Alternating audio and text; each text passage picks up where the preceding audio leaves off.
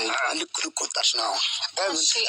እኔ አባት አይደለሁም። እኔ አብሬ አባት አይደለሁም። ያንቺ አባት አይደለሁም። ሰላም ጤና ይስጥልኝ። እንዴት ናችሁ? እኔ በጣም ደህና ነኝ፣ እግዚአብሔር ይመስገን። ሩታዬ ዛሬ የመጨረሻ አብርሽ የሚፈርምበትን ወረቀት ይዛ መታ። እንግዲህ ከዚህ በኋላ ወስኛለሁ፣ እዚህ ወረቀት ላይ ከፈረመልኝ ከዚህ በኋላ አጠገቤ አይደርስም በቃኝ ብላ እንግዲህ ጋሼን ጠርታ ለአብርሽ እንዲሰጠውና እዚህ ወረቀት ላይ እንዲፈርምበት እፈልጋለሁ ብላ ወረቀቱን ለጋሽ ያሳይታለች ማለት ነው። ጋሸም ያንን ወረቀት ባየው ሰዓት በፍጹም ሊሆን አይችልም፣ እናንተ ሁለታችሁ ብቻ ልትጨርሱት አይገባም፣ ቤተሰብን ሳታማክሩ እንዴት እንደዚህ ታደርጋላችሁ ብሎ ጋሸም ሩታዬን ትንሽ ሲቆጣት ነበረ ማለት ነው።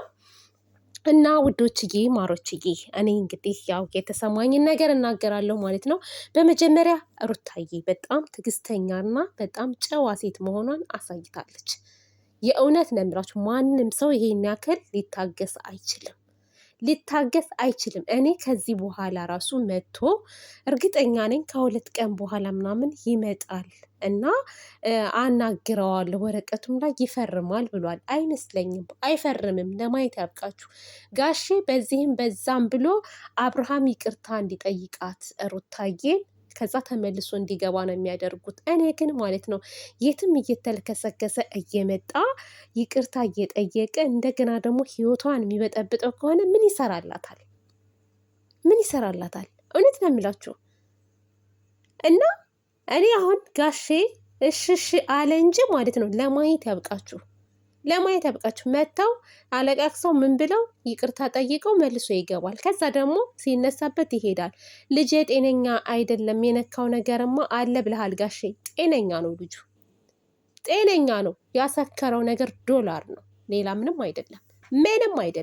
ይሄው ዛሬ ትናንትና 3 ቀን ሙሉ ከዛች ጋር ምን እየሆነ እንደሆነ ምን እየሰራ እንደሆነ እያየነው ነው ያለ ነው። ትንሽ እንኳስ እንደው ሩታን ትታችሁ እንደው በአይምሮ ይሄ ጨቅላ ህፃን ልጅ አይመጣበትም በአይምሮ።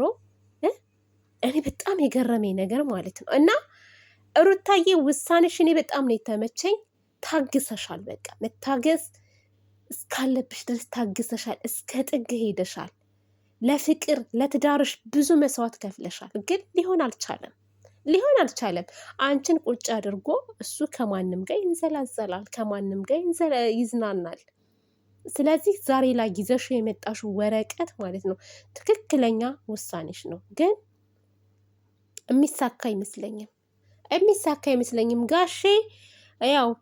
ጋሼ በጣም ያው ስለምትወደው ስለምታከብረው ትልቅም ሰው ስለሆነ ከአንተ ትዕዛዝ መውጣትም አልፈልግም እያለችው ነበረ። እና ምክንያቱም ክብር ስላላት ለአባት ክብር ስላላት ማለት ነው እንጂ እንደ አብርሽ ስራ ቢሆን ከባድ ነው ብቻ። እና ነገ ተነገ ወዲያ ብሏል እንግዲህ። የእውነት ለምላችሁ አብርሽ አይፈርምም።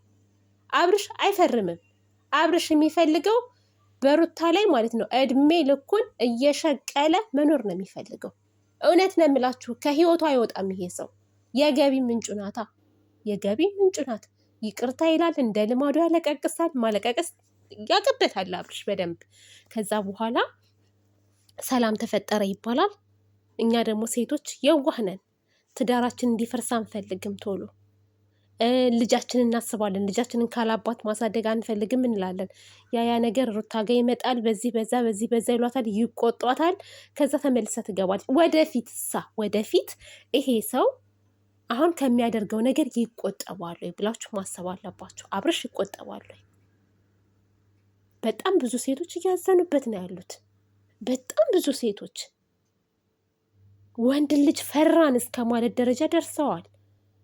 ምክንያቱም የሚሰራው ስራ ማለት ነው። እኛ ወደፊት ትዳር ይዘን እኮ ለመኖር ምን ያክልና ወንዶችን የምናምናቸው ወንዶችን እንዳናምናቸው ነው እየሰራ ያለው እኮ። የሚያደርገው ነገር ወንድ ልጅ እንዴት ነው የሚታመነው? በትዳሩ ላይ የሚወጣ ከሆነ የሚንዘላዘል ከሆነ እኛ ወደፊት ማንን ነው አምነን የምንኖረው ብለን እንድናስብ እንድንጠራጠር ነው የሚያደርገን የአብርሽ ስራ። ገባችሁ አይደለም? እና እኔ አላቅም ሩታዬ፣ ፈጣሪ ይሁንሽ፣ የዋህነት አምላክ እሱ ይከተልሽ ነው የምለው። ህይወትሽን እውነት እኔ ያስተካክልልሽ፣ ሌላ ምንም አይደለም። አንቺ ቆንጅዬ ልጅ ነሽ፣ ብቃት ያለሽ ልጅ ነሽ። በጣም ስማርት ከሚባሉት ውስጥ አንዷም አንቺ ነሽ፣ ልክ እንደ ሀይሚዬ ማለት ነው። እና ግን ምን አይነት ሰው ላይ እንደጣለሽ አላቅም። የሆነ በቃ ገንዘብ ወዳድ ለክብር ሳይሆን ለብር ብቻ የሚጨነቅ ሰው ላይ ነው የጣለሽ። ዛሬ አየነው እሱ ምን ሲያደርግ እንደነበረ ቪዲዮ ሰርተዋል። ከሄርሜላ ጋር ሆነው አልጋ ይዘው አንድ ላይ ሲጠጡ ምን ሲሉ ነው ያመሹት። ያደሩትን በአብረው ነው ትናንትና፣ ምንም ጥርጥር የሌለው ማለት ነው። ዛሬም ልክ ባለፈው ከሩታ ጋር እንዳሳለፈው ከእሷ ጋር እያሳለፈ ነው ጥሩ ጥሩ ጊዜ። ከአንደበቱ ራሱ የሚወጣው ነገር ራሱ እኮ በጣም የሚደብር ነገር ነው። እና ጋሽ ያን ሁሉ እያየህ ልጅህ ጥፋተኛ እንደሆነ እያወቅ እኔ አላቅም። ብቻ ይሄ እኮ 2 ቀን 3 ቀን የሚሰጥ እኮ ነገር አይደለም። ከዛ ተዝናንቶ እንደፈለገ ሆኖ እስከሚመጣ ነው 2-3 ቀን የምሰጠው። እማይሆን ነገር ሩታን ልትናገሯት አትችሉም፣ ማንኛችሁም ብትሆኑ። እሷ ትክክለኛ መንገድ ነው እየሄደች ያለችው፣ ትክክለኛ ውሳኔ ነው እየወሰነች ያለችው። ስለዚህ ለነገሩ አሁን ምን የመሰለ ግብዳ የሚያክል ወንድሟ መጥቷል። ጉድ ነው። ወንድሟ መጥቷል ዛሬ። እነ ሜላትን ሰርፕራይዝ ነው ያደረጋቸው። በነገራችን ላይ እኔ ሳየው ራሱ ኮስተር ያለ ነው። ቤተሰብ አብርሽ አቤላ ማን ነው ብሩኬ፣ መድረሻችሁን ፈልጉ። ቆይ ያኛው ማነው ስሙ የሩታ ወንድም የሚባለው የውሸት ወንድም ነው እንዴ? አሁን ዛሬ እንደውም ቪዲዮቸው ላይ ብሩክ ጋር አብሮ የሰራው ልጅ ማለት ነው የሩታ ወንድም አይደለም ማለት ነው። እሱ ለቪዲዮ ነው ወንድም ብለው ያመጡት ወይስ ምንድን ነው? ለማንኛውም ትክክለኛ ወንድሟ ዛሬ ግቢ ውስጥ ገብቶ እንግዲህ እናቷንም እህቶቿንም ምናምን ሰርፕራይዝ ነው ያደረጋቸው። ከዚህ በኋላ ምን እንደሚፈጠር እናያለን።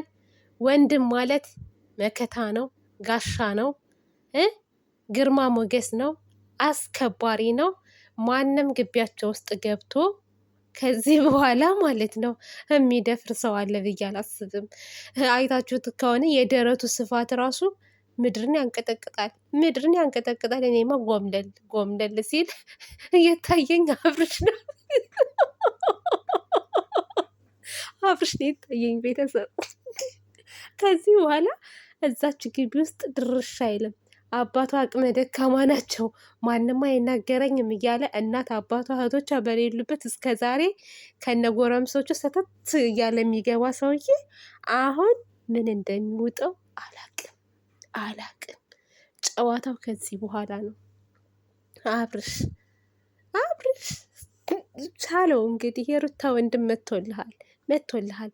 ተከብረህ ከተከበሩ ሰዎች ጋር እንደመኖር አንተ ግን ከማንም አውደልዳይ ሴት ጋር ታውደለድላለህ። ጉድ ፈላ።